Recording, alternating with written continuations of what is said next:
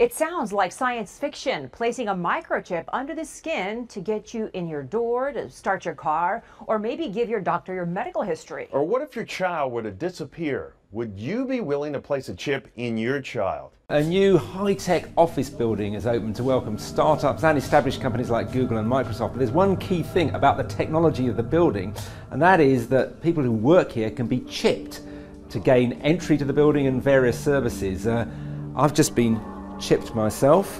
It's not a painless process, but it doesn't last too long, not too difficult. Minor surgical procedure, which basically involves a little chip the size of, I suppose, of a grain of rice being inserted under your skin. Her office, Epicenter in Stockholm, connects big corporations like Microsoft with fast-growing companies. And for the first time in a workplace, all 700 employees here have been given the chance to use the technology to become more efficient. So if you hold the phone against my chip, you will get my contact details. Look, that's you. To think something so small can connect you to everything that matters. When your life and all you love are on the line. HealthLink is always with you when every second counts in the emergency room, providing immediate access to your medical records.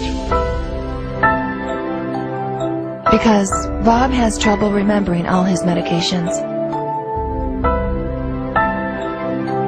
Because I'm in love with my kids' kids. Because my car lost control while driving. Because now I'm looking out for both of us. Because I have diabetes, but it doesn't have me. Because I spend my life in the ER trying to save yours. So first, you can see that the key is in the off position, and turn on the engine run switch, which also activates the RFID reader. And right now, it turns over, but it doesn't start. But the RFID reader antenna is here. So when I authenticate, the bike powers up.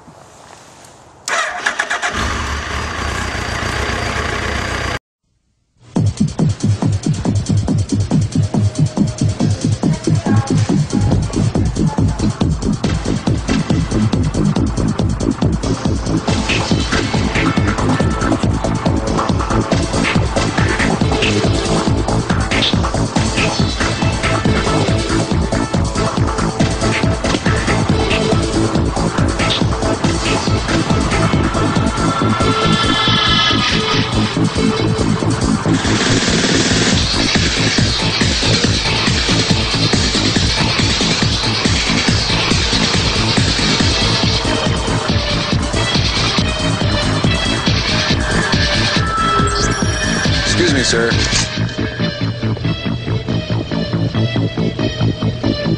Forgot your receipt. Checkout lines. Who needs them? Have a nice day. This is the future of e-business. The one I wish you would revisit more is RFID. Now I know that, does Carrie still have the RFID tag in her arm? Dude, the RFID thing. Yeah, why did you not? No, I'm sorry. I'm not. It's not going to happen. Discovered. Here's what happened. Here's what happened. I'm not sure how much of the story I'm allowed to tell, but I'll tell you what I know.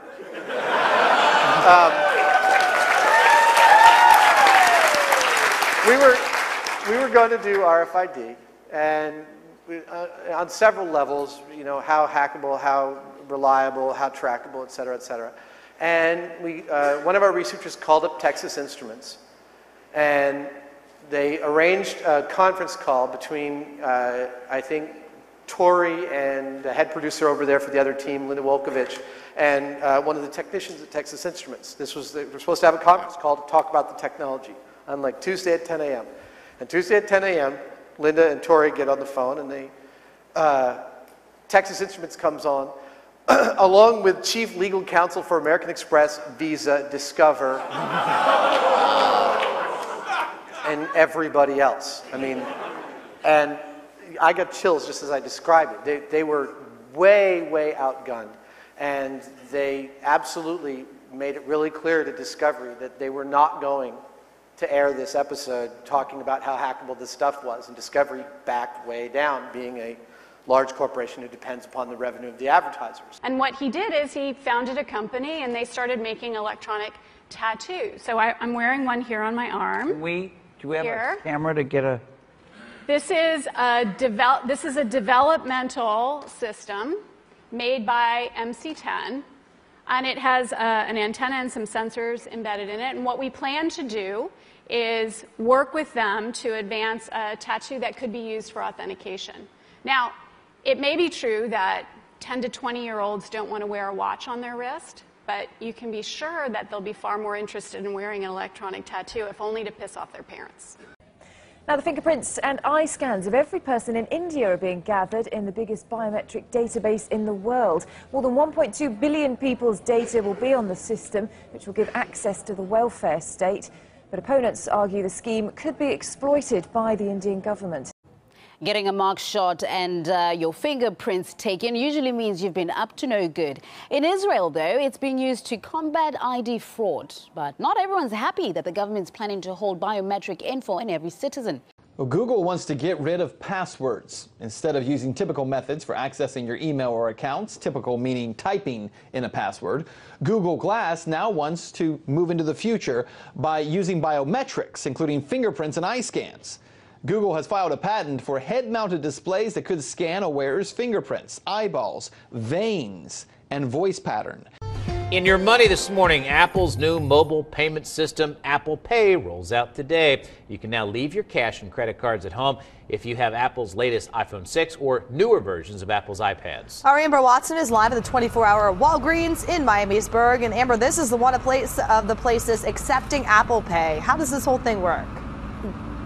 That's right. Well, several stores have signed on to Apple Pay, including here at Walgreens, also McDonald's, Macy's, and Staples. And Apple says using your phone for payments could actually protect you against hackers. Now, this is how it all works. You put your credit card information in the iPhone's Passbook app, and then you use your phone's fingerprint scanner, and you hold your phone up to the register. Now, the reader scans it, and then you're good to go. Ever since the beginning of time, people have been buying and selling and using whatever currency was available. But today's digital economy is changing faster than ever, and currency has to change too. It is. Introducing MintChip from the Royal Canadian Mint, the evolution of currency. Money, as we know it, is fine for today, but tomorrow is a different story. Imagine a whole new breed of transactions that are smaller, faster, and virtually everywhere. That's where MintChip comes in. MintChip is currency in a digital form. Using a chip, you securely load value onto a smartphone, USB device, computer, tablet, or cloud. Maybe even some future device that doesn't even exist yet.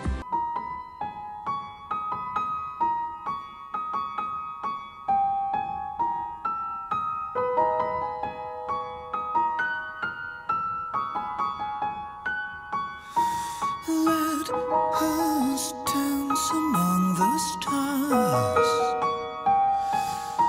Let us carve our names on Mars. Seeing that we hold the key. We are electricity. We